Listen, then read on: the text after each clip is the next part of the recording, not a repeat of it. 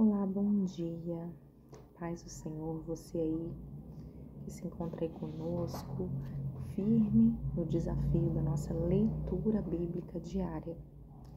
Eu sou a pastora Bianca, falo com vocês hoje no dia de número 133 de 365 dias, que é o nosso intuito completar a leitura bíblica no total de um ano, 365 dias. Então hoje, dia de número 133, nós vamos de leitura de 2 Reis, capítulo de número 17 e 18, e o Evangelho de João, versículo de número 3, do 19 ao 36.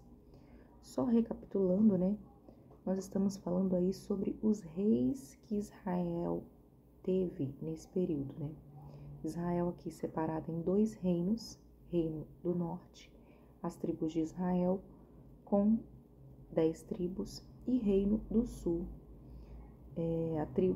reino de Judá, a tribo de Judá e Benjamim, Nessa situação aqui a qual nós estamos, a gente vai falar hoje no capítulo 17 sobre o reino de Israel. A gente vai ter uma virada aí na história do reino de Israel, porque a gente vai ter a queda do reino do norte.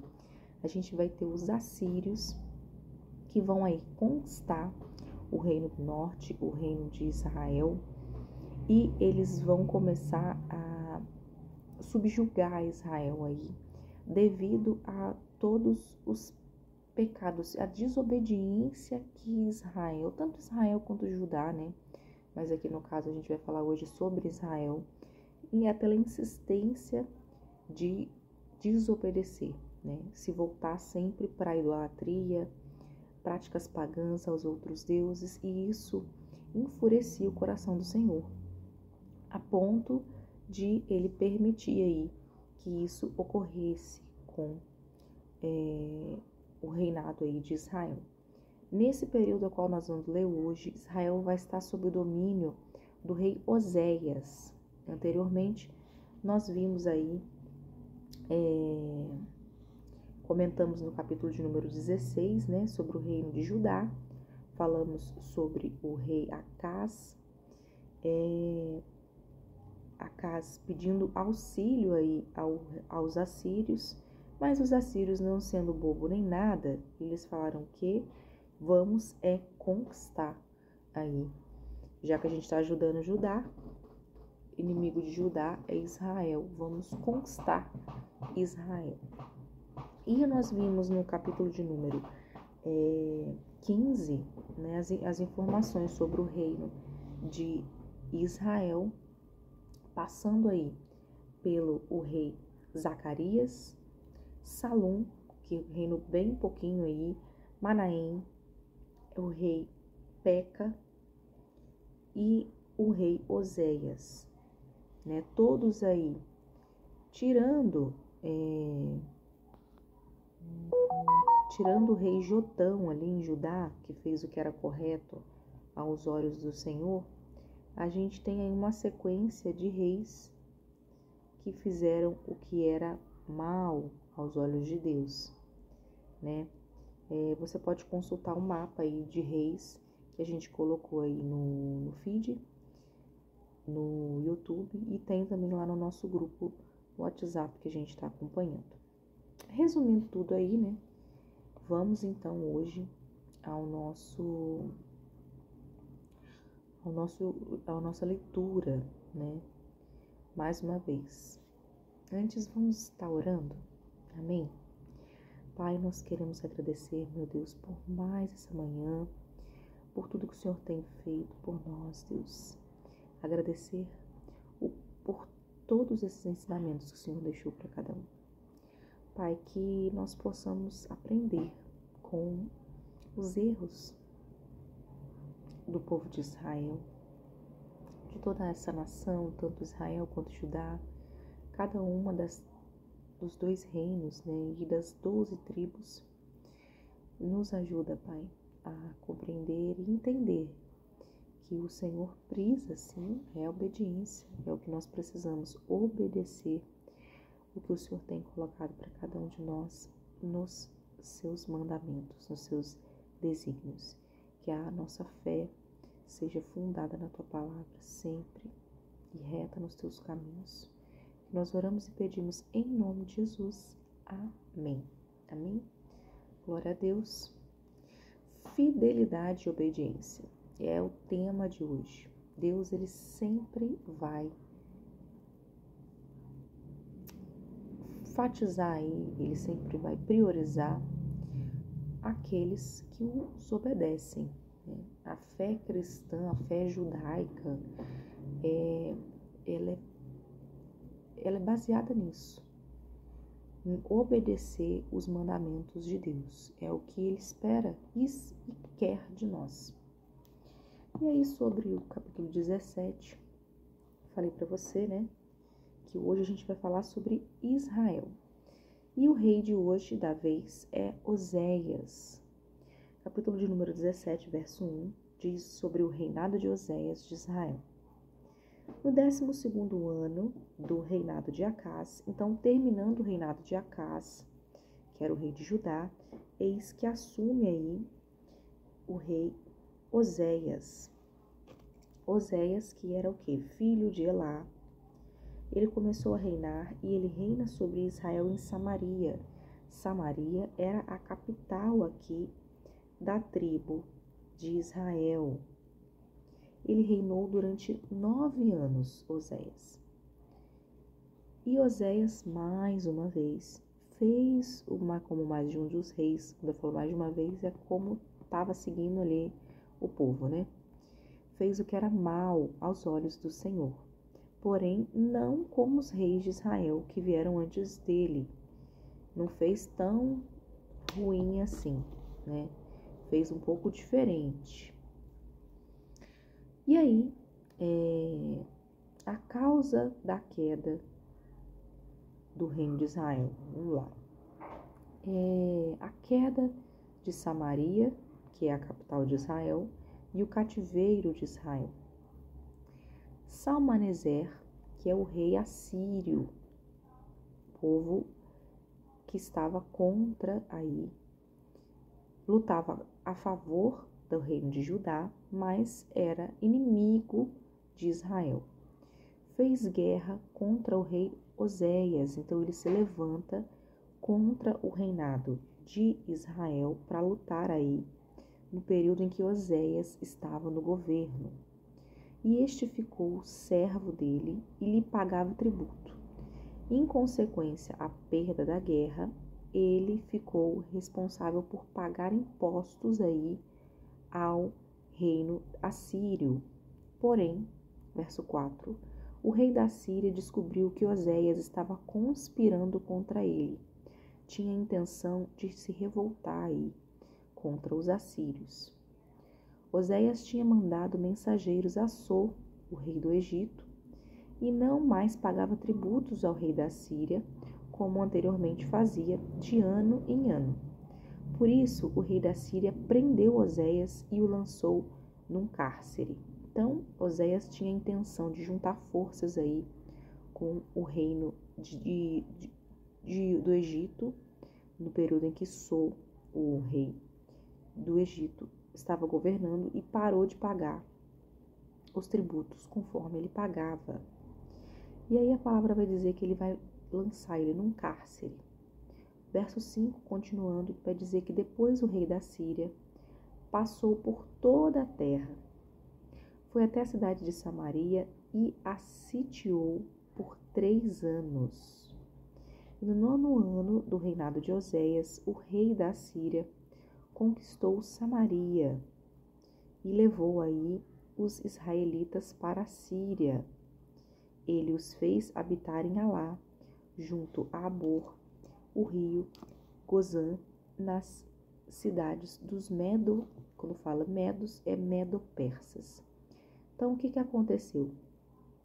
A Síria agora estava subjugando a nação de Israel. Os pecados dele, da idolatria, as práticas pagãs, levaram aí todo o povo a perecer. E assim o Senhor permitiu que, mesmo ele sendo advertido várias vezes por vários profetas, não adiantou, né? Então, o Senhor permite que esse mal sobrevenha sobre Israel. Com isso, vai acontecer também que muitos ali vão ser deportados. Por quê? Já que o rei Oséias tentou se levantar contra, ele simplesmente vai lançar Oséias no cárcere e agora ele vai tentar conquistar a cidade. Fala aqui por um período aí de anos, ele ficou tentando conquistar aí a Samaria, sitiando aí, vencendo guerras e ateando fogo e tirando os despojos de guerra durante 3 anos. E depois ele vai de fato conquistar Samaria, que era a capital da cidade, e vai levar os israelitas para a Síria. Vai deportar aí grande parte da população israelita. Vai levar eles cativos. Aí vai começar esse período aí que a gente fala que o povo ele é levado embora da sua cidade natal e eles vão viver agora como escravos aqui do povo assírio, né? E aí a causa do cativeiro, por que Deus permitiu que esse cativeiro sobrevisse sobre Israel? Olha só, verso 7. Isso aconteceu porque os filhos de Israel pecaram contra o Senhor, seu Deus, que os tirou da terra do Egito e os livrou do poder de Faraó, rei do Egito. E temeram outros deuses. Andavam nos estatutos das nações que o Senhor expulsou de diante dos filhos de Israel e nos costumes estabelecidos pelos reis de Israel. Os filhos de Israel fizeram contra o Senhor, seu Deus, o que não era reto. Edificaram para si lugares altos, que são altares a deuses pagãos, em todas as suas cidades, desde a torres dos vigias até as cidades fortificadas, todas tinham altares a deuses pagãos. E eles levantaram para si colunas e postes a deusa Sera, em todas as colinas mais elevadas e debaixo de todas as árvores frondosas. Eles queimaram ali incenso em todos os lugares altos, como as nações que o Senhor havia expulsado de diante deles. Eles cometeram ações perversas para provocarem o Senhor a ira e serviram a ídolos dos quais o Senhor lhes tinha dito: não façam essas coisas. Então Deus é justo, Deus é reto, Deus é amor, mas Deus também é justiça. E a palavra dele não volta em vão.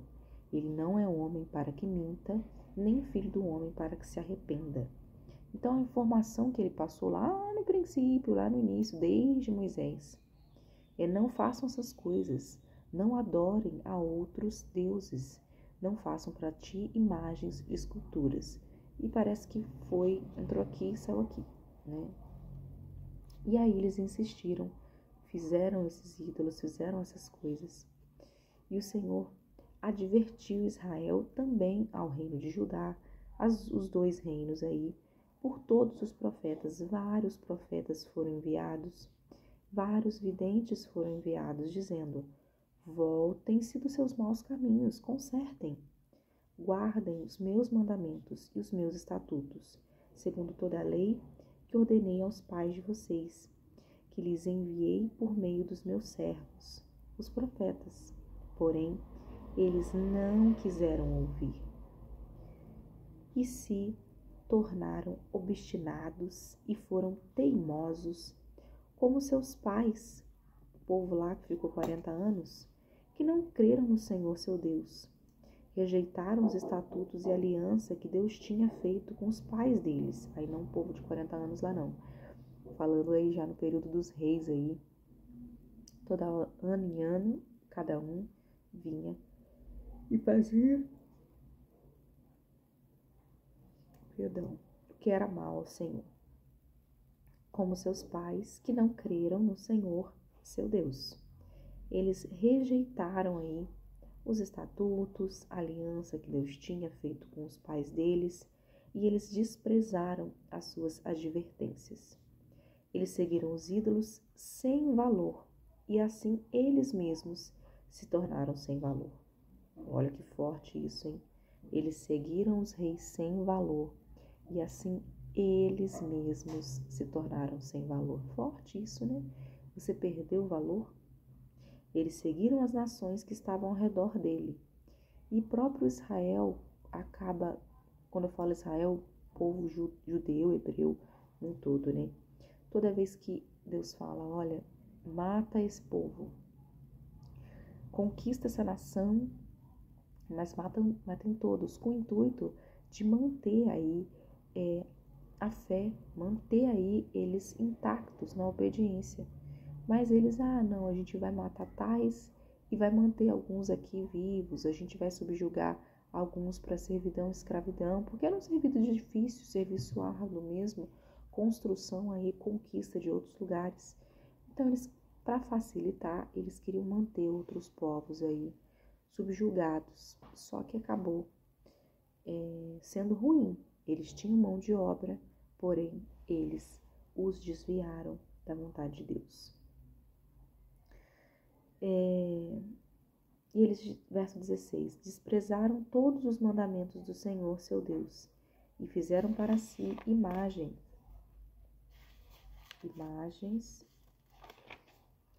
de fundição. 2 bezerros, fizeram também um poste da deusa Sera. Então, olha só, bezerros de ouro, assim como o pessoal lá de Moisés, lembra? Moisés indo para o Sinai, e o pessoal fazendo bezerros de ouros ali para adorar a Deus, porque eles queriam ter certeza deles próprios, uma certeza do homem, e porque Moisés estava demorando. Às vezes a gente quer adiantar as coisas, né, fazer do nosso jeito, mas o jeito de Deus é sempre o jeito melhor, não tem jeito. E aqui fala também que eles fizeram postes a deusa Sera e adoraram todo o exército do céu, e eles serviram a Baal, vários deuses aí, e também a Baal. Eles queimaram os seus filhos porque esses deuses, eles tinham a prática aí de sacrifícios humanos, e sacrifícios muitas das vezes de seus filhos e suas filhas. E assim eles fizeram, porque eles começaram a achar comum. Não, a gente vai fazer para agradar a deusa Sera, vai fazer para agradar a Baal. E aí deram-se a prática das adivinhações, eles acreditavam em agouros, eles tinham amuletos. Eles venderam-se para fazer o que era mal diante dos olhos do Senhor, para provocarem a ira. Por isso o Senhor muito se indignou contra Israel e o afastou da sua presença, e nada mais ficou, a não ser a tribo de Judá. Somente as 2 tribos menores, Judá e Benjamim, permaneceram. As 10 tribos, gente, era o maior, elas foram subjugadas. Só que o texto no verso 19 vai dizer que também Judá não guardou os mandamentos do Senhor, seu Deus, não. Pelo contrário, eles andaram nos costumes, os mesmos costumes que Israel havia introduzido aí, da idolatria. Por isso que o Senhor também rejeitou toda a descendência de Israel e os afligiu e os entregou na mão dos seus espoliadores, até os expulsou da sua presença. Aí é sobre isso que eu falei, deles terem sido deportados, vamos colocar assim, para outros lugares. Verso 21 vai dizer ainda que, pois quando ele separou Israel da casa de Davi, e eles fizeram a Jeroboão, filho de Nadab, o seu rei, Jeroboão levou Israel a abandonar o Senhor. Então fala que o negócio aqui deu ruim para Israel lá no começo, quando Jeroboão, o filho de Davi, já começou a fazer o que era mal aos olhos do Senhor. Então começou lá em cima, lá no primeiro rei, quando Israel vira a tribo do norte. Dali para frente o negócio já foi levando eles a cometerem grande pecado. Verso 22. Assim todos os filhos de Israel andaram em todos os pecados de Jeroboão que ele tinha cometido. Nunca se afastaram dele, até que o Senhor afastou Israel da sua presença. E quando a palavra de Deus fala nunca, é um eufemismo, tá? É um exagero. A gente tem um rei ou outro aí que faz o que é correto, a gente viu, a gente comentou. A gente teve Jeú aí, o comandante do exército. A gente teve Zacarias. Enfim, a gente tem alguns reis aí que eles vão fazendo o que é correto aos olhos de Deus. Zacarias não, gente. Zacarias não. Zacarias fez o que era mal. Mas a gente tem reis bons e reis maus. A minha folha da minha cola aqui, eu perdi. Mas a gente tem reis bons e reis maus. Reis que fazem aquilo que agrada ao Senhor e reis que fazem aquilo que era mal ao Senhor. Né? Joás também fez o que era bom aos olhos do Senhor. Enfim, a gente tem aí um período de declínio, um período de ascensão. Declínio, ascensão, mais declínio do que ascensão. Porque a palavra diz que eles nunca se afastaram do pecado aí que os seus pais anteriormente, desde lá do começo do princípio de Jeroboão, fizeram. Até, verso 23, que o Senhor afastou Israel da sua presença, como ele havia falado, pelo ministério de todos os seus servos e profetas. Ele avisou várias vezes. E assim Israel foi levado cativo à terra dos assírios, aonde ela permaneceu ali até o dia de hoje. Beleza. Agora, verso 24, a Assíria renova a população de Samaria. Samaria aqui, nesse período, era a capital de Israel. E o rei da Assíria, ele vai trazer um pessoal aí da Babilônia, mais preciso aí do província aí de Cutã, de Yavá, de Amate e de Sarvaim, e ele vai fazer eles morarem nas cidades de Samaria, em lugar dos filhos de Israel. Eles vão levar os filhos de Israel para a Síria, e quem estava agora no reino de Israel eram povos babilônicos, Cutã, Avá, Emate, Serfaim, e ele vai fazer eles morarem aí em Samaria, no lugar dos filhos de Israel. Tomaram posse de Samaria e habitaram aí nas suas cidades. A princípio, quando passaram a morar ali, eles não temeram o Senhor. Então o Senhor mandou para o meio deles leões, que os mataram alguns do povo. Por isso disseram ao rei da Síria: o povo que o Senhor, ó rei, transportou e fez habitar nas cidades de Samaria, não sabem a maneira de servir o Deus daquela terra, e por isso ele mandou leões por meio deles.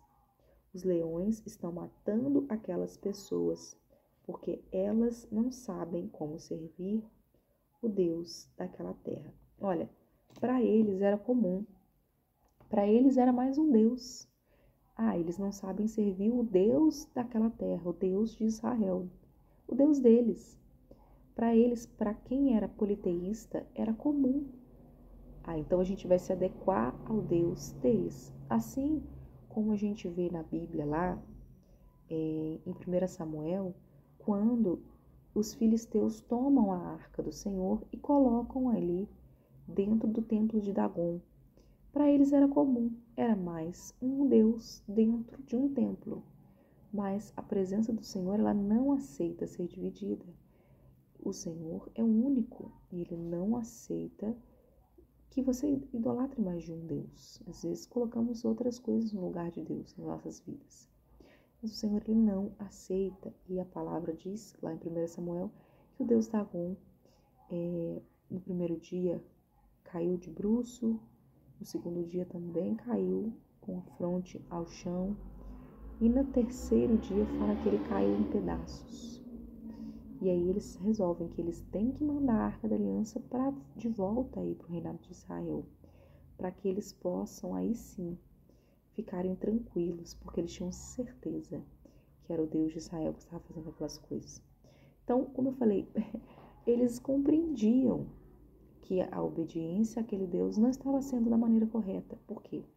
Leões aqui foram mandados e as pessoas acabaram morrendo. Então, o rei da Síria ele vai mandar dizer assim, levem para lá um dos sacerdotes que vocês trouxeram de lá. Olha só que coisa. Que ele vá e ele fique morando lá e lhes ensine a maneira de servir o Deus daquela terra. Assim, um dos sacerdotes que havia sido levado de Samaria foi e ficou morando em Betel e lhes ensinava como eles deviam temer ao Senhor. Que Senhor? O Deus de Israel. É o que eu expliquei, gente. Para eles era comum. É mais um Deus que vai estar entre nós, mas Ele quer que ele seja tratado como Ele merece. Então a gente vai aprender com os costumes de Israel a servir a esse Senhor, para que Ele possa nos poupar de todo medo, de todo caos, de tudo que possa sobrevir de mal contra nós mesmos. E aí eles vão criar um culto misto dos samaritanos, né? Verso de número 29.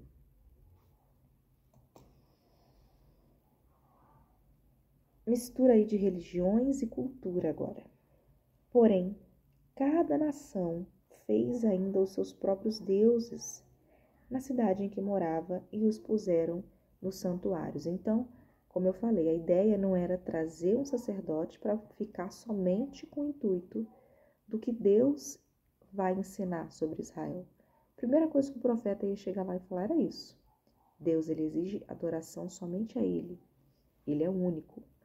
E para eles, não, a gente vai continuar adorando aos outros deuses, mas a gente também vai se adequar ao Deus de Israel. Ele que entenda que nós iremos adorar a todos eles que estiverem aqui com a gente. E aí, vai dizer que Samaria também tinha aí os seus postes ídolos nos lugares altos. Verso 30, os da Babilônia fizeram Sucote, Benote. Os de Cutã fizeram Nergal. Os de Amate fizeram Amisa. E os aveus fizeram Nibás e Tartaque. E os sefarvitas queimaram seus filhos. Adramaleque e Anamaleque, deuses de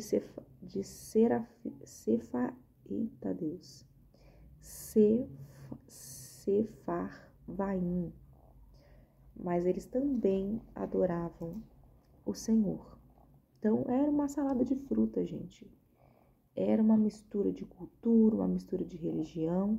Para eles estava tudo bem, mas a gente sabe que para Israel, para o Deus Altíssimo, né, o Yeshua não estava correto. Ele é o Eliú.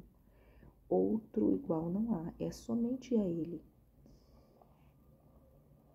Por quê? Porque assim ele ensinou desde o princípio. Porém, eles adoravam também o Senhor, construíram como sacerdócio dos lugares ambos homens, tirados do meio do povo, com os quais oficiavam a favor deles no santuário dos altos. E assim eles adoravam ao Senhor e ao mesmo tempo eles serviam ao seu próprio Deus, seus próprios deuses ali que eles tinham, segundo o costume das nações, das quais eles tinham sido trazidos. Então eles seguiam o costume que eles haviam aprendido, mas também seguiam os costumes das outras nações.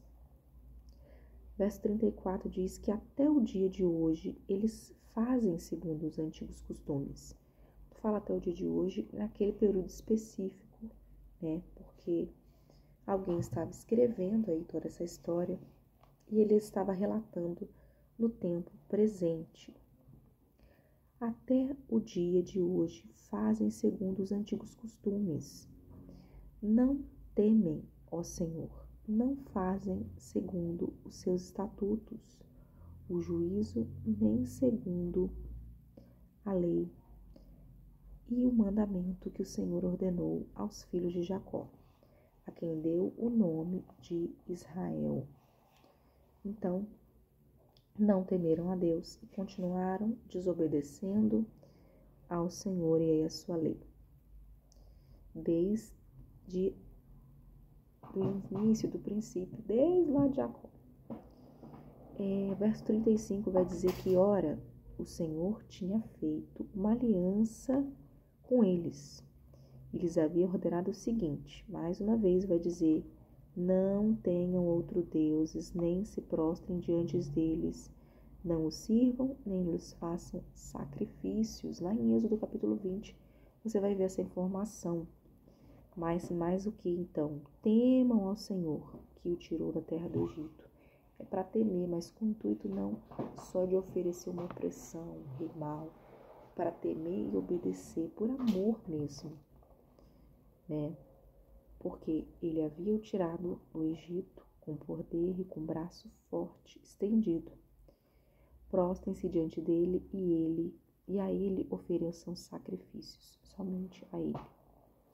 Tenham cuidado de se observar todos os dias os estatutos e juízos, e a lei e o mandamento que ele lhes deu por escrito. Não adorem outros deuses. Não se esqueçam da aliança que eu fiz com vocês. E não adorem outros deuses, mas adorem ao Senhor. Eu sempre insistia com alguém ali, falando através dele. Adorem ao Senhor, seu Deus, e ele os livrará das mãos de todos os seus inimigos.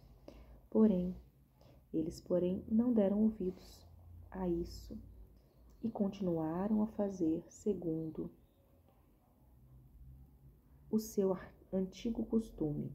Assim, todas as nações adoravam o Senhor e serviam às suas próprias imagens e esculturas, como fizeram seus pais, assim também os seus filhos e os filhos dos seus filhos até o dia de hoje. Então, foi insistindo, persistindo aí na idolatria até, quando fala até o dia de hoje, é um eufemismo. Então, até aquele instante ali, eles continuavam fazendo aquilo que desagradava ao Senhor. Amém? Capítulo de número 18 vai dizer que o reinado de Ezequias de Judá. Então, a gente sempre fala de um rei de Israel e depois a gente fala de um rei de Judá, para ficar tudo na mesma ordem aí, cronológica dos eventos, para você não se perder aí no decorrer da leitura. Então, a gente vai dizer sobre Ezequiel. Esse é conhecido. Esse a gente tem muitas canções, né, falando a respeito de Ezequiel, ou se não o nome Ezequiel em si, pelo que aconteceu ali, né, aquele avivamento ali sobre ele, sobre a vida dele, naquele período. Beleza. Capítulo de número 18 vai dizer que no 3º ano do reinado de Oséias, filho de Elá, rei de Israel, Ezequias, o filho de Acás, ele vai reinar aí, vai começar a reinar. E vai dizer que ele tinha 25 anos de idade quando começou a reinar, e ele reinava com auxílio de 2 filhos, Abia e sua filha. Passou tudo a minha vida. E sua filha. Não, perdão.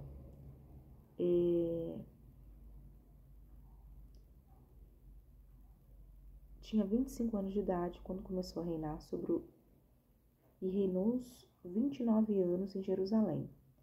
Vai dizer que a mãe ali de Ezequias era Abi, que era filha de Zacarias. E Ezequias fez o que era reto. Aí, bacana. Ele vai fazer o que é correto aos olhos do Senhor, segundo tudo o que Davi, seu pai, havia feito. O rei Ezequias, ele vai remover aí os lugares altos, ele vai quebrar as colunas, ele vai derrubar os postes das deusas Aceras. Ele também vai fazer em pedaços a serpente de bronze que Moisés havia feito, porque a idolatria estava indo fora dos preceitos, gente. O pessoal estava idolatrando até coisa transparente. Tudo que passava na frente deles, que tinha imagens, eles estavam fazendo aversão aí à idolatria, idolatrando aquilo ali como aquilo fosse mais importante que Deus.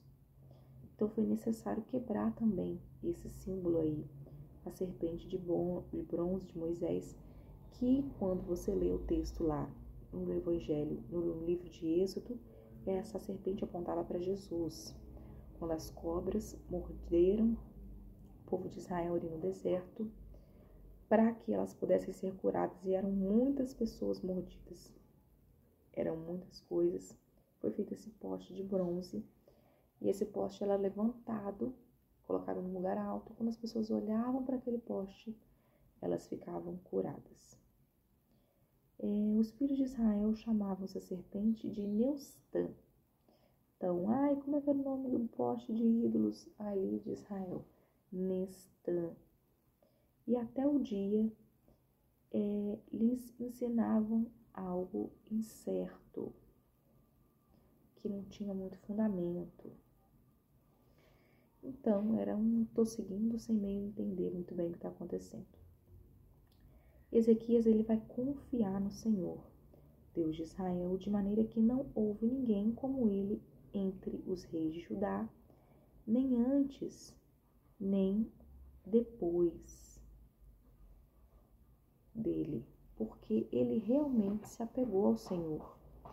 Ele não deixou de segui-lo, ele guardou aí os mandamentos que o Senhor ordenou a Moisés. Assim o Senhor estava com Ezequias.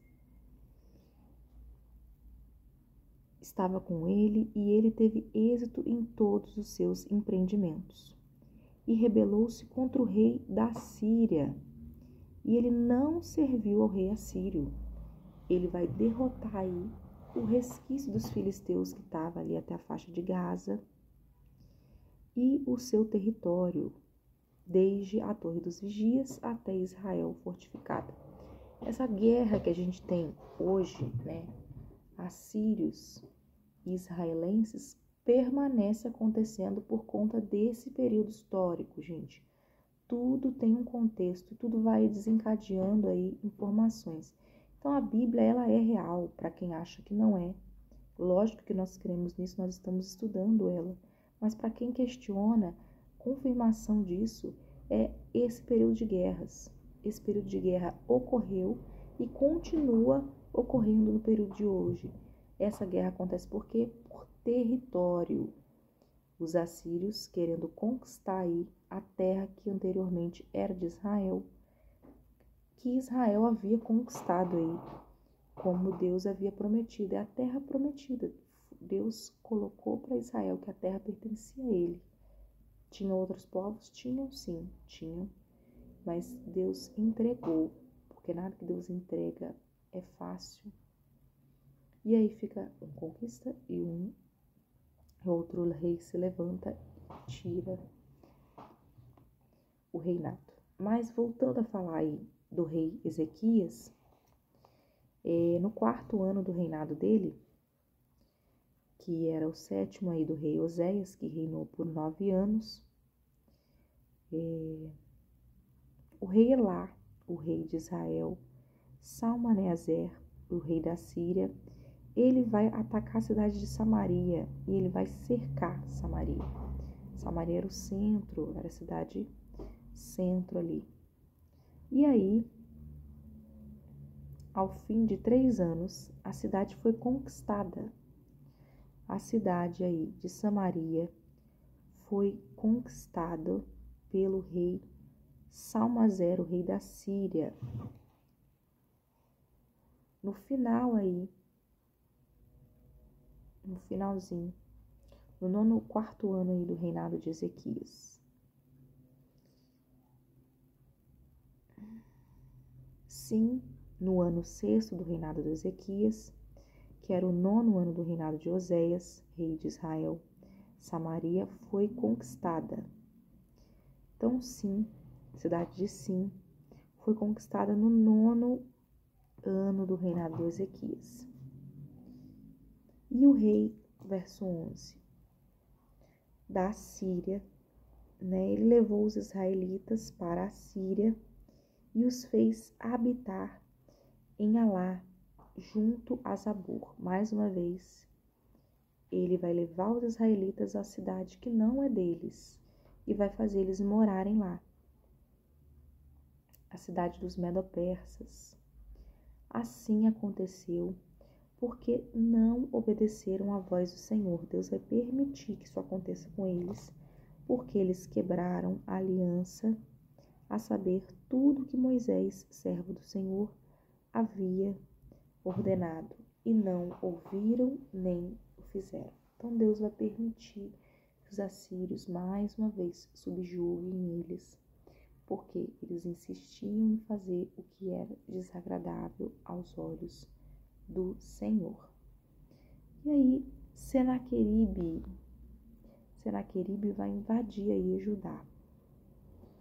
Vai dizer que no 10º ano, 4º ano aí do reinado do rei Ezequias, Senaqueribe, o rei da Síria, ele vai atacar todas as cidades ali de Judá. Judá aí, nós não estamos falando de Israel, nós estamos falando da cidade do sul aí, a cidade de Judá.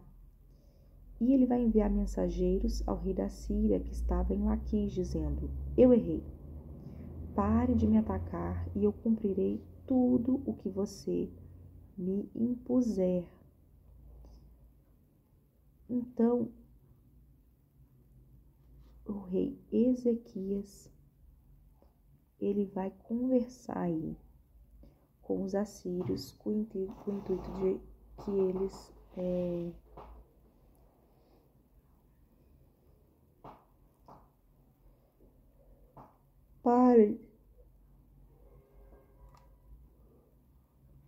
parem aí de atacar. Parem, porque a gente vai obedecer vocês, a gente vai aceitar que vocês governem sobre nós.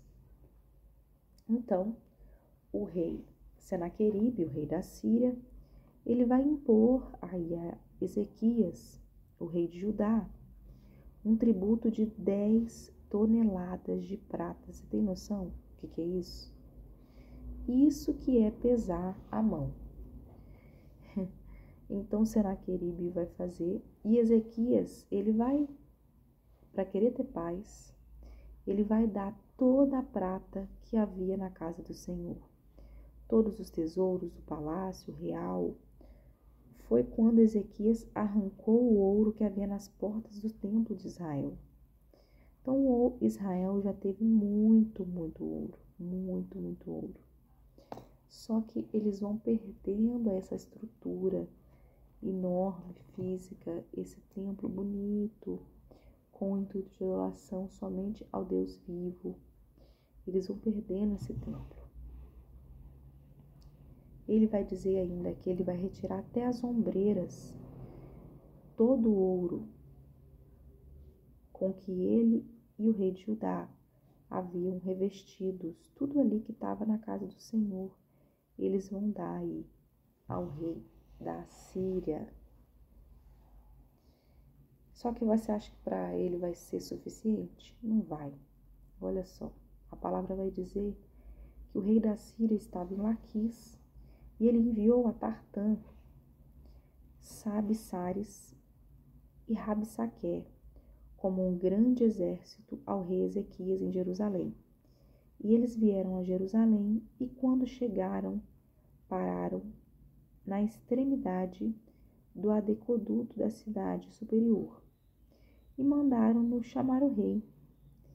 E quem caiu ao encontro deles foram também Eliaquim, filho de Ilquis, o responsável pelo palácio aí de Sebna, e o escrivão aí, Joá, filho de Asaf, o cronista. Escreveram um livro de crônicas aí. Então, mais uma vez, né?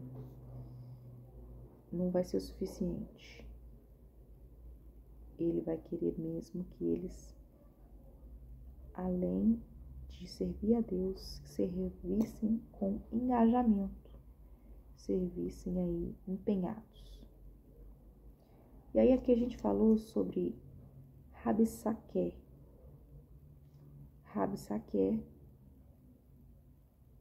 que tinha um grande exército do rei Ezequias. Ele vai afrontar Ezequias e o próprio Deus, o próprio Senhor. Olha, acompanhe comigo, verso de número 19. Rabsaqué, ele vai dizer agora aqui ao rei Ezequias: digam a Ezequias, assim diz o grande rei, o rei da Síria. Rabsaqué, ele pertencia aí aos assírios.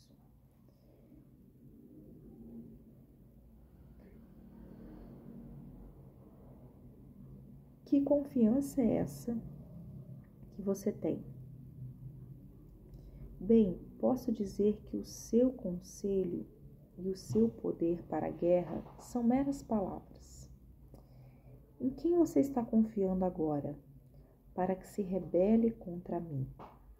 Rabsaqué resolve que ele não quer ser subjugado e ele vai se levantar aí contra eles.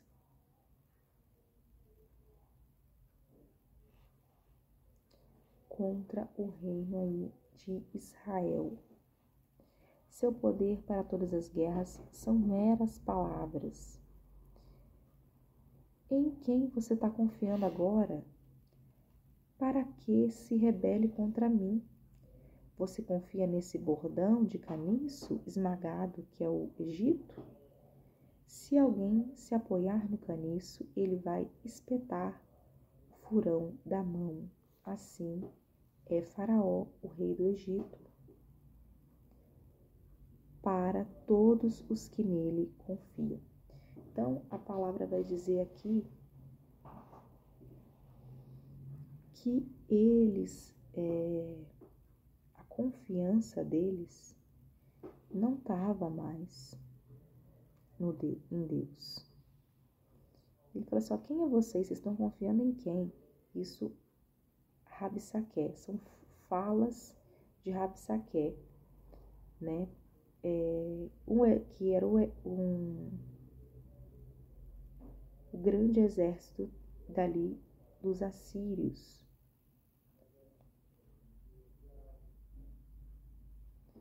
que foi enviado para poder lutar aí contra o rei Ezequias na cidade de Jerusalém.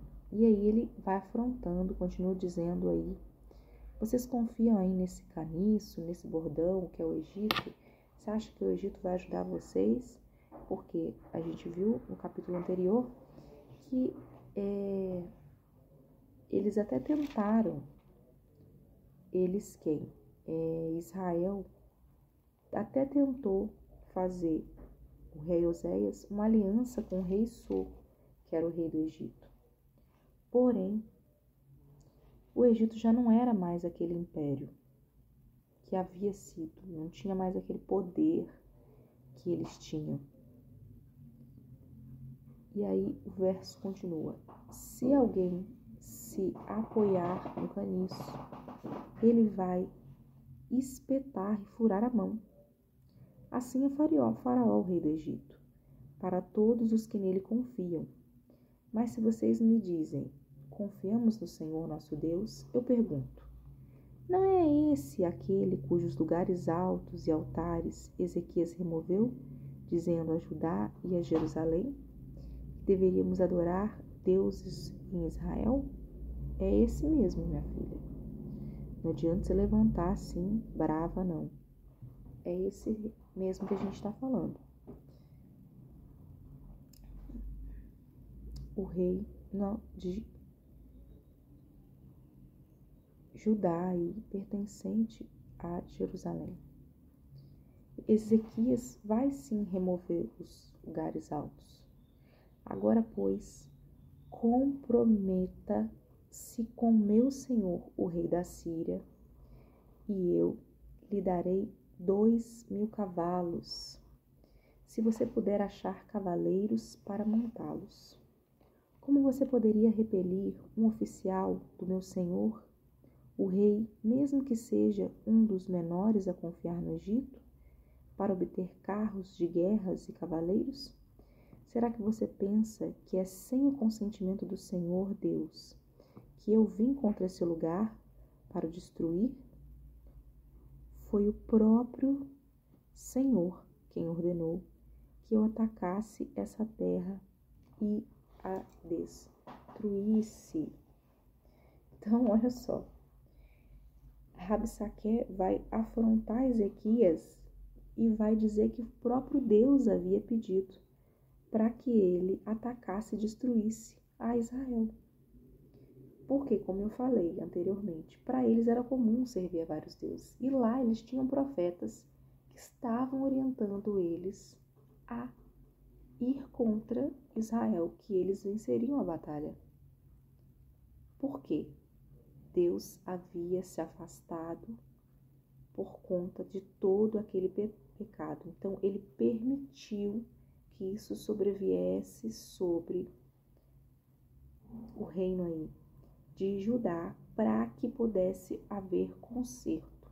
Lá bem na frente a gente vai ver o conserto, mas é sobre isso. Toda vez que eles pecam, eles têm algum reino que se levanta contra eles e subjuga eles aí a grandes impostos ou trabalhos forçados, ou simplesmente tirá-los das suas terras e mandá-los para outros lugares, para que eles pudessem aproveitar aí a fartura que havia naqueles lugares.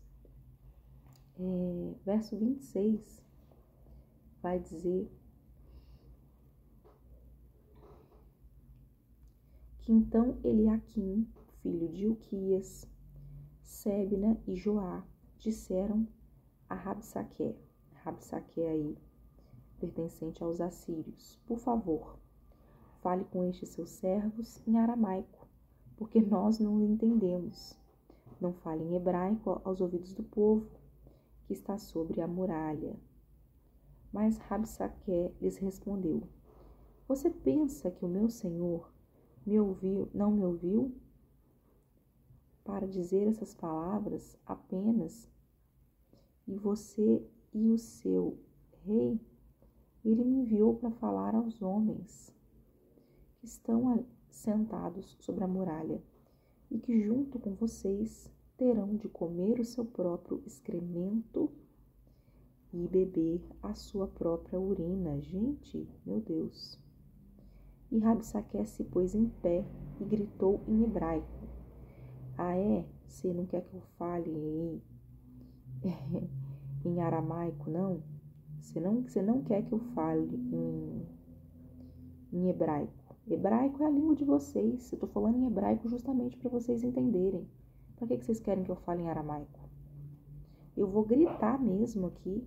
Vou gritar em hebraico para todo mundo entender. Para humilhar todo mundo. A ideia é essa. E Rabsaque não se continha. Ele continuava afrontando ali ao rei Ezequias e ao Senhor. Na língua deles mesmo, em hebraico. Olha só, ele dizia assim, ó. Escutem as palavras do grande rei, o rei da Síria, afrontando ali ao Deus de Israel.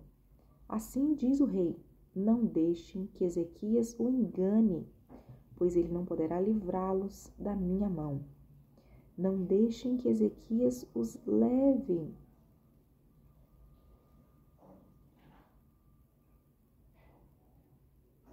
a confiar no Senhor, dizendo, o Senhor certamente nos livrará, e esta cidade não será entregue nas mãos do rei da Síria. Então, ó, ele tentava confundir ali, aos poucos que sabiam que eles precisavam se voltar a Deus.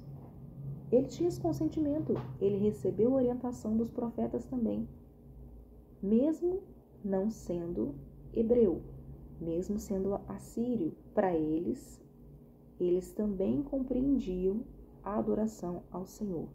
Então, simplesmente, ele fala assim, ó, eu estou aqui, estou subjugando vocês, mas o próprio Senhor, ele permitiu isso.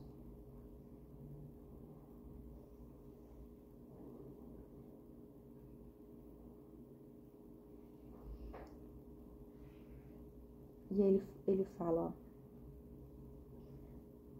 não deixe que Ezequias os leve a confiar em Deus de Israel.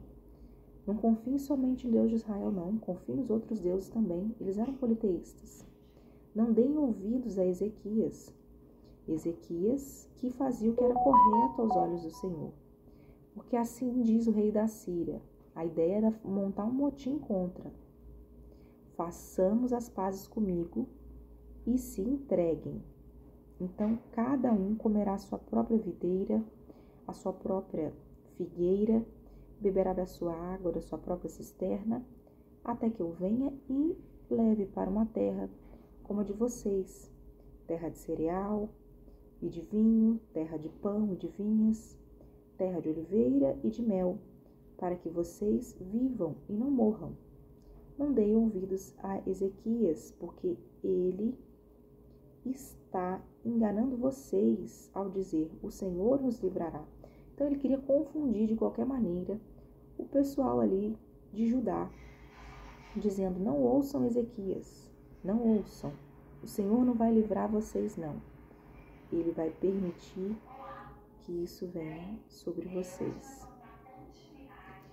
Não deem ouvidos a Ezequias, o Senhor os livrará. Será que os deuses das nações puderam livrar cada um a sua terra nas mãos do rei de Assíria? Onde estão os deuses de Amate e de Arpade?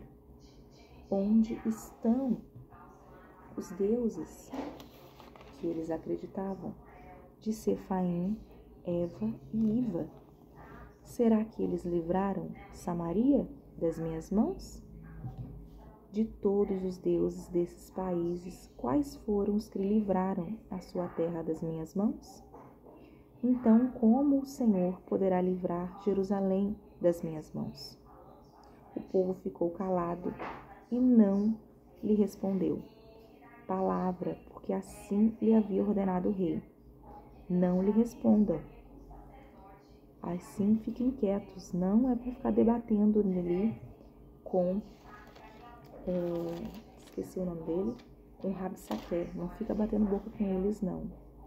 Então Eliaquim, o filho de Ilquias, o responsável pelo palácio, e Sebna, o escrivão, e Joá, o filho de Asaf, o cronista, eles voltaram para junto do rei Ezequias, com as suas roupas rasgadas, e lhes contaram tudo o que Rabsaque havia dito.